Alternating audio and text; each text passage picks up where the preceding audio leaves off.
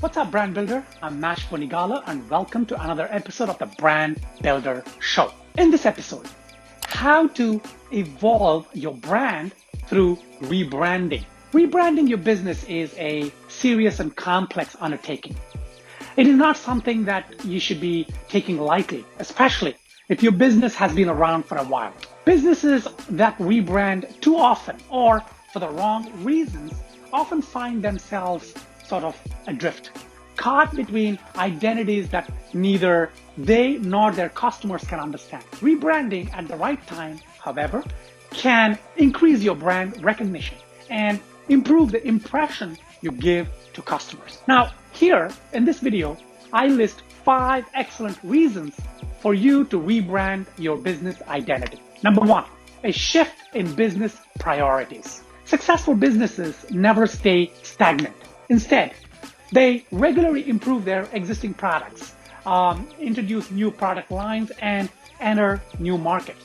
Sometimes the change can take the business to a place that doesn't properly fit its current brand identity. Now, switching core products, for example, or changing your target market to an entirely different demographic. Now, in these cases, a rebrand would not only make perfect sense, it would be vital. It would be vital to the business success. Number 2, staying relevant. Every so often, a brand, particularly an older one, will sometimes need a jump start to bring new life into a dated image. But rebranding for relevancy doesn't just involve creating a new logo and adding splashy colors to your brochures. A business has to examine its core products, company values, and corporate image and see how it is perceived in today's market. Number 3, mergers and acquisitions. When one business merges with another, the results can be somewhat muddled.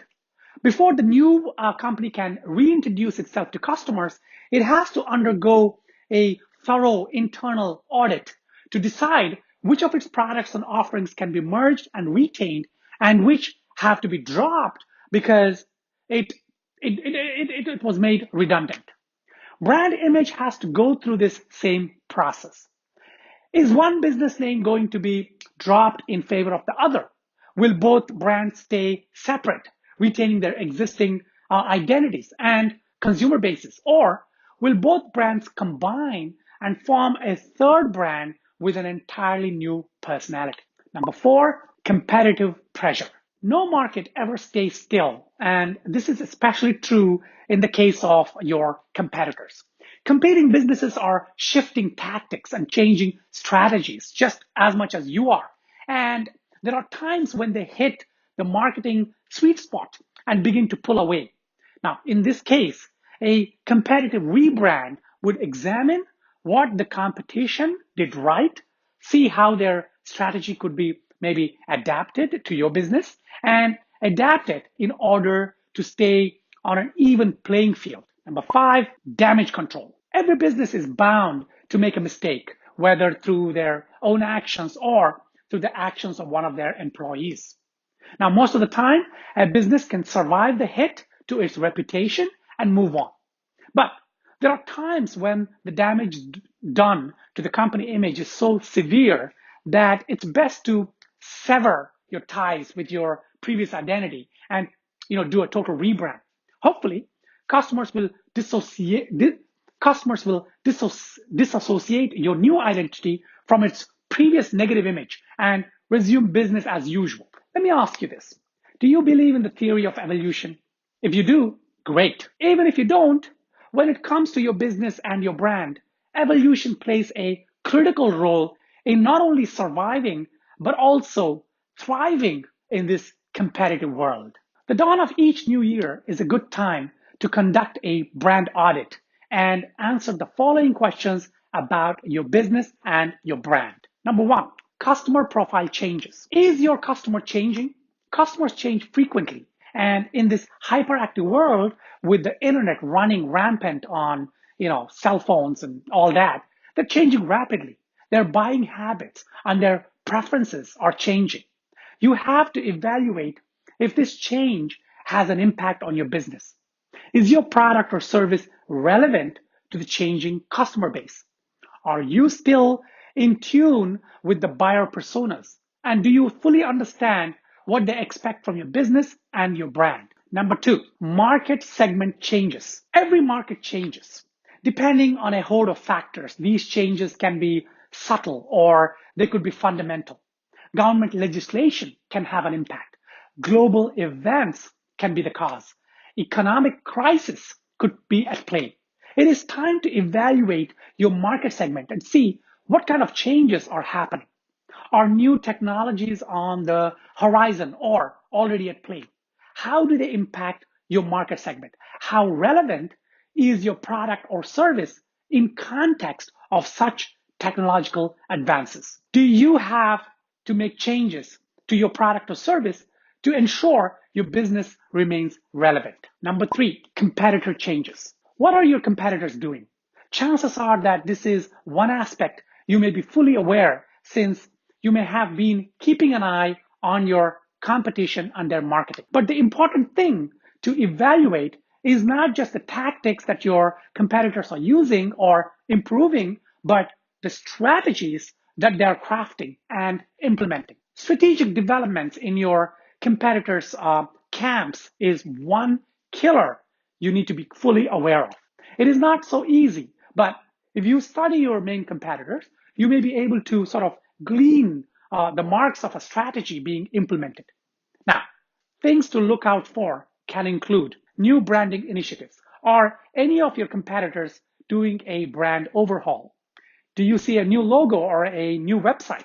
Do you see new graphics and style, a new visual language emerging from their marketing? New mission statements. Is anyone changing their mission or vision statement? What kind of change is it? Do they seem to be positioning themselves differently? Do they seem to be changing the target audience? New messaging on their website or in their marketing. Do you see a market difference in the way a competitor may be reframing their service or product or offerings? Do you see an increase in their content or maybe social media activity? Pricing tactics that deviate extremely. Is any one of your competitors changing their pricing structure in an unusual way? For example, are they changing from hourly to value-based pricing, or perhaps increasing their prices significantly or decreasing them extremely? So the big question, how do you evolve your brand through rebranding? Whether you notice the changes or not, it is great practice to periodically evaluate your brand strategy and make any necessary adjustments. Here are a few things to work out. Number one, brand strategy. Make sure your brand strategy aligns with the current market conditions and target market. Ask yourself how your strategy stands up to any changes that may be seeing or changes that you suspect may be taking place in the near future. How is your message doing? Are your marketing campaigns, your website, and your social media channels having the right tone? Are they creating any engagement at all? If you do not have a brand strategy or a positioning strategy in place, maybe it is time to start looking into it right now. Number two, brand identity. Make sure your brand identity is up to date and fresh. If your logo design is a few years old, take a critical look at how it needs to be refreshed. If there have been fundamental changes to your business, your service, or your product offerings, or your philosophy, then a completely new brand mark may be required. Also, ensure your corporate identity items such as your business cards and invoices are all up to date in terms of how they look. If you have an unprofessional logo design that you probably got from a crowdsourcing website, when you were launching your business and were trying to keep the costs low, then it is surely time to up the game and get a professionally designed, a unique kind of a logo mark that creates the right kind of impression. Number three, website design. Make sure your website is fresh and relevant. Does it encourage trust and loyalty, or does it look dated and tired? The website says a lot about your brand, and you should be willing to invest in keeping it in shape all the time. The opportunity cost of a poor looking website could be serious to your revenue. If you have been using a free template-based website, or it had been designed by, I don't know, your cousin when you were starting out, then it is time to invest in a professional website that will add positively to your revenues. Now, of course, if your cousin is a professional web designer, then by all means, go for him. Then by all means, go for your cousin. Number 4, your business blog. Make sure your business blog is full of fresh content. Do you post content that is useful to your target audience regularly, or do you just use your blog to post about, I don't know, promotions and company news, now and then? How often do you update your blog? Are you using your blog to ensure you're considered an authority in your segment? If you do not know what I'm talking about, and you do not have a business blog, then now is the time for you to start educating yourself on the fantastic benefits of having a business blog, and invest in getting one started right away. By this time next year, you'll be thanking yourself for having done that. Number 5, social media channels. Make sure your social media channel branding is consistent and of high quality. Pay particular attention to how fresh they are. There's nothing worse than having a social media channel with entries from a few months ago. Your target audience is watching you all the time, and such neglected social media pages would hurt your brand severely. If you do not have any social media presence and you're still of the school of thought that social media is useless, then think again. Rebranding could mean different things to different businesses and brands. What does it mean to you? If you're not clear and you need to pick my brain, go ahead and tweet me on Twitter, and I will try and answer your questions. So let me ask you, does your company need a brand reboot? Is your brand thought of by consumers in the same way that you think? Brand influence changes, but those closest to a brand will not necessarily notice. Now, Susan Gunelius of Brand Curve asked readers to say what first descriptive word popped into their minds for 5 well-known brands: Coca-Cola, Dell, Ford, Nike, and Budweiser. She didn't state the sample size of the participants, but the result may surprise you for some of these brands. If you're a startup or a small business, branding is something that may be even more important to you than to an established company. A lot of new entrepreneurs, especially those working online, may not have much familiarity with the importance of branding and identity. They just think it's a logo design.